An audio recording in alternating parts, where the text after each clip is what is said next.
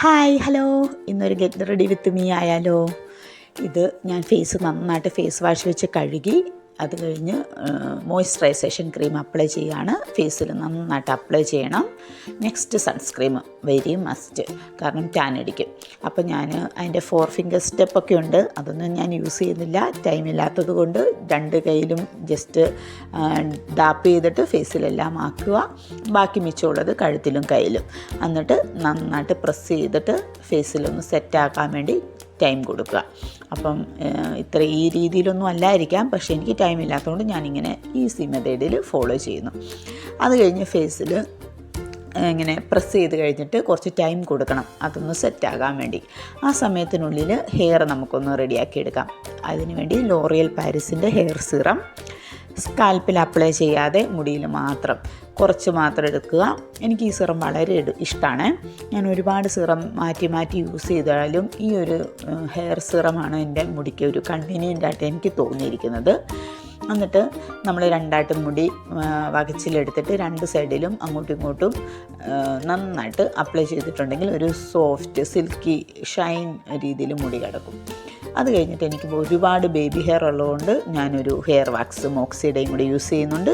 എന്നിട്ട് ജസ്റ്റ് കോമ്പ് വെച്ച് ചീകി പോണിറ്റെയിൽ ഞാൻ കിട്ടുന്നത് എപ്പോഴും കോളേജിൽ പോകാൻ വേണ്ടി. അത് കഴിഞ്ഞ് ഐലൈനറെ ഞാൻ ഇന്ന് യൂസ് ചെയ്യാറില്ല, നിങ്ങളെ കാണിക്കാൻ വേണ്ടി മാത്രം. അപ്പോൾ ഐലൈനർ യൂസ് ചെയ്യുക. അത് കഴിഞ്ഞിട്ട് ഒരു കാജൽ മാത്രമാണ് ഞാൻ ഇന്ന് യൂസ് ചെയ്യുന്നത്.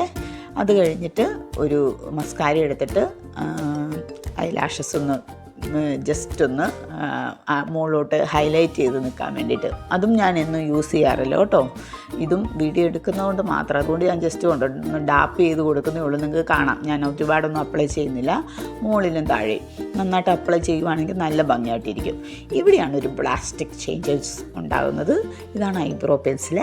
ഇത് തേച്ചിട്ടുണ്ടെങ്കിൽ, അതായത് ജസ്റ്റ് നന്നായിട്ട് ഷാർപ്പായിട്ട് വരച്ചിട്ട് പുറകിലൊരു കോമ്പ് പോലെയുണ്ട്, അത് വെച്ചൊന്ന് ചീകി കൊടുക്കുകയാണെങ്കിൽ ഐബ്രോസ് നല്ല ഫില്ലായിട്ട് നിൽക്കുമ്പോൾ നമ്മുടെ ലുക്കിന് തന്നെ ഒരു ഡിഫറൻസ് ഉണ്ടായിരിക്കും. നിങ്ങളൊന്ന് കണ്ടു നോക്കുക, ഞാൻ കാണിക്കാം. ഇതിപ്പോൾ ഞാൻ നന്നായിട്ടൊന്നും ചെയ്യുന്നില്ല, കാരണം ഞാൻ ഡെയിലി വൈസിൽ ഇതൊന്നും യൂസ് ചെയ്യാറില്ല. ഇതെല്ലാം വീഡിയോ എടുക്കുന്നതുകൊണ്ടാണ്. എന്തെങ്കിലും കല്യാണത്തിനൊക്കെയാണ് ഞാൻ ഇത് യൂസ് ചെയ്യുന്നത്. ഇത് യൂസ് ചെയ്യാത്തവരൊന്ന് ട്രൈ ചെയ്ത് നോക്കൂ കേട്ടോ. നമ്മുടെ ഫേസിലൊരു പ്ലാസ്റ്റിക് ചേഞ്ചസ് ഉണ്ടാകും. നോക്ക്, കണ്ടോ എൻ്റെ ഐബ്രോസ്? അപ്പം തന്നെ ഫേസിലും ഒരു വ്യത്യാസം വന്നത്, ഒരു ഷാർപ്പ് ലുക്കാണ്. ഇനി 2 വാച്ചുണ്ട്, ഏതെങ്കിലും ഒരെണ്ണം കെട്ടാം. ഞാൻ എൻ്റെ മെറ്റൽസ് വാച്ച് തന്നെ പ്രിഫർ ചെയ്തു, കാരണം അതാണ് ഞാൻ ഡെയിലി വൈസിൽ യൂസ് ചെയ്യാറുള്ളത്. അത് കഴിഞ്ഞിട്ട് ജസ്റ്റ് ഒരു പൊട്ട് തൊടും. പിന്നെ അതുകൂടാതെ ലിപ് ബാം. ഇത് ഡോട്ട് ആൻഡ് കെയുടെ ഒരു റെഡ് ടിൻ്റുള്ള ഒരു ലിപ് ബാമാണ്. വളരെ കുറച്ച് മാത്രം, കാരണം ഇതൊക്കെ പെട്ടെന്ന് തന്നെ പോകും. അതുകൊണ്ട് ഞാനൊരു ശകലം മാത്രം അപ്ലൈ ചെയ്യത്തുള്ളൂ. ലിപ് ബാം എടുത്ത് അപ്ലൈ ചെയ്യുക. എന്നിട്ട് ഡ്രൈ ആകാതിരിക്കാൻ വേണ്ടി വളരെ നല്ലതാണല്ലോ. പിന്നെ സ്പ്രേ അടിക്കുക. പിന്നെ ചപ്പൽ. പിന്നെ ഇപ്പുറത്തെ കയ്യിലൊരു ചെറിയൊരു വളയും കൂടി ഇട്ടിട്ടുണ്ട്. ചെരുപ്പിട്ടു, റെഡിയായി. ഇത്രയേ ഉള്ളൂ എൻ്റെ ഒരുക്കമൊക്കെ. ഇത്രയും പോലും ഇല്ല, ഇത് ജസ്റ്റ് വീഡിയോ എടുക്കാൻ വേണ്ടി കുറച്ച് ഒരുങ്ങിയിട്ടുണ്ട്. സുന്ദരിയായോ? അപ്പോൾ ഞാൻ പോട്ടെ കോളേജിൽ കേട്ടോ. Bye, see you later, by.